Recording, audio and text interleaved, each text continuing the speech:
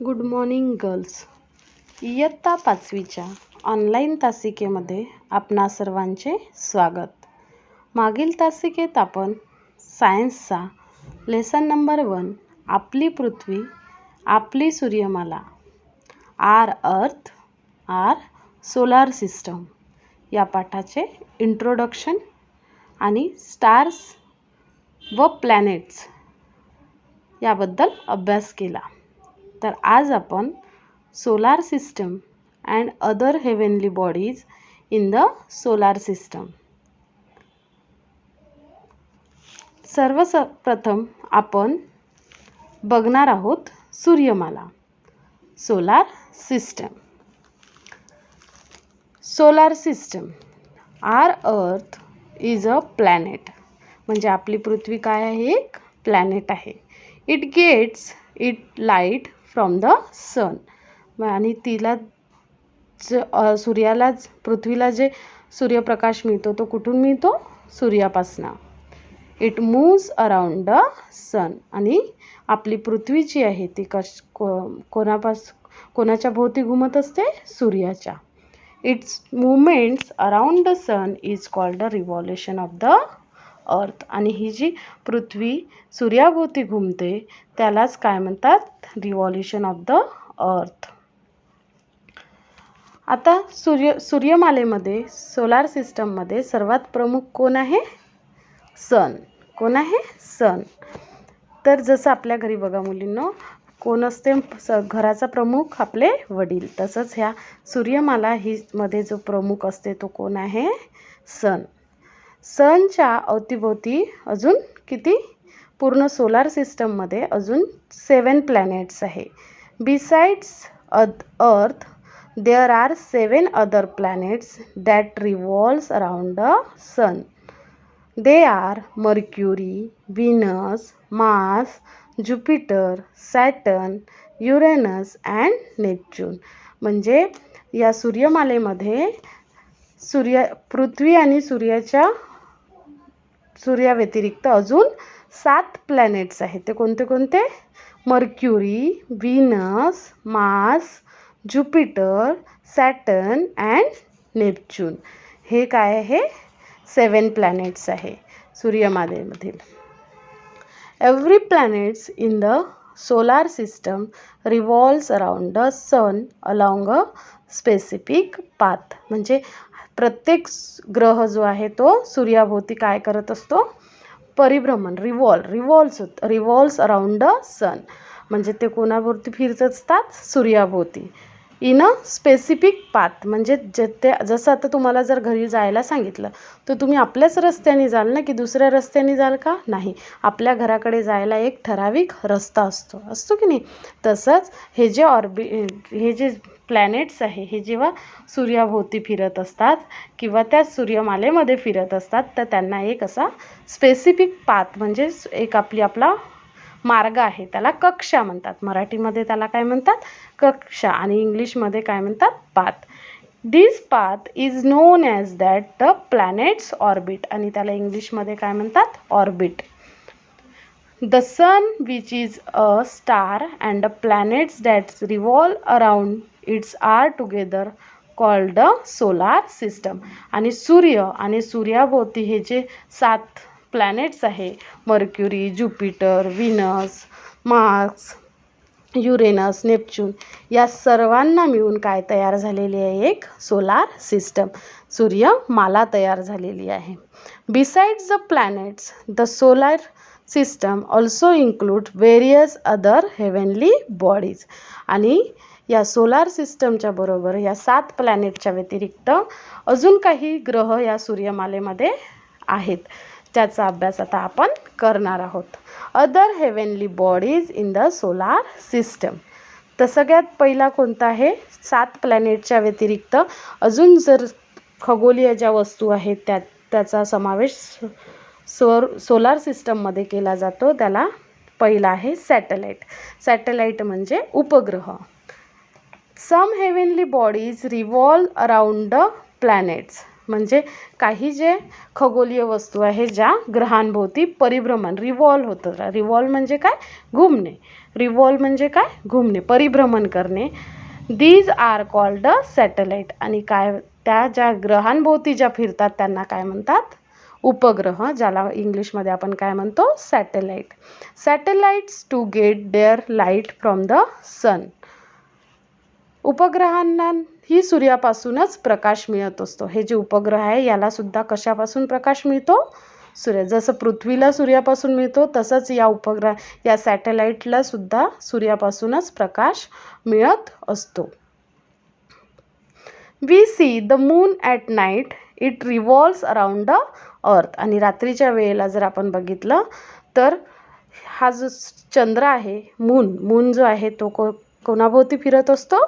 पृथ्वीच्या भोवती फिरत असतो. पृथ्वीभोवती फिरत असतो म्हणून त्याला पृथ्वीचा उपग्रह असे म्हणतात. Hence it is called a satellite of the earth.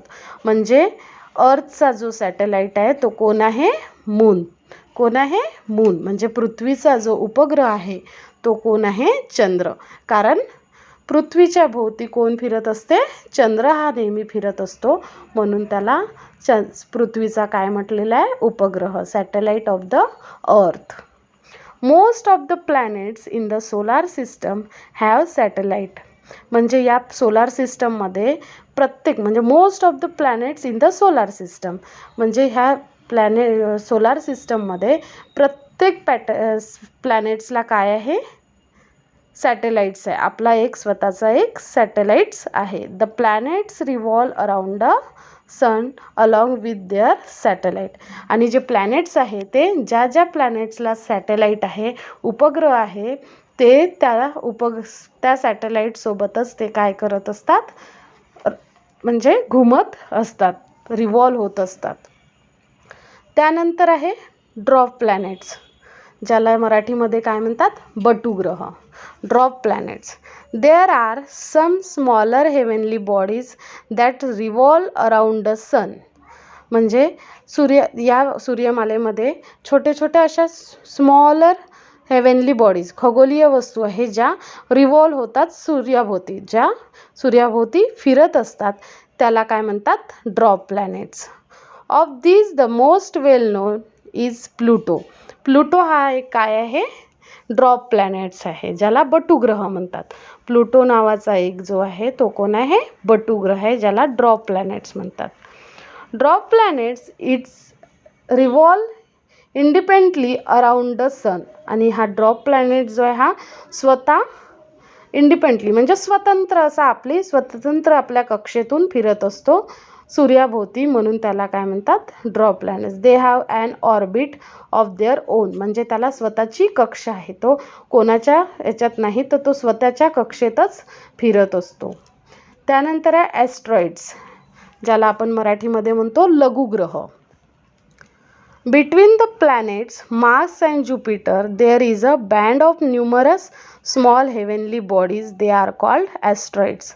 म्हणजे मार्स आणि ज्युपिटर या दोन प्लॅनेटच्या मध्ये छोट्या न्यूमरस म्हणजे काय? असंख्य छोट्या खगोलीय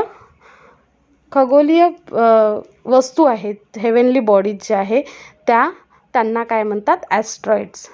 ॲस्ट्रॉइड्स also revolve around the sun. आणि हे ॲस्ट्रॉइड्स सुद्धा सनच्या भोवती फिरत असते, रिव्हॉल्व होत असते.